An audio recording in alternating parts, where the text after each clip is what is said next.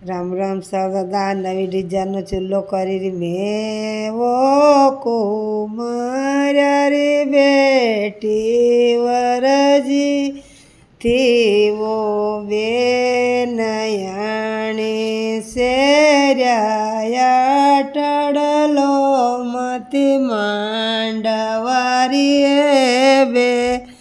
એને યાણી શેર્યા કાળને ગોરો રમી રહ્યો વો બેને છોડે દોયટીલા બેરું ફાટે મારો ચીરે ફાટે મારો ચીર બેરવસા ટૂટે મારો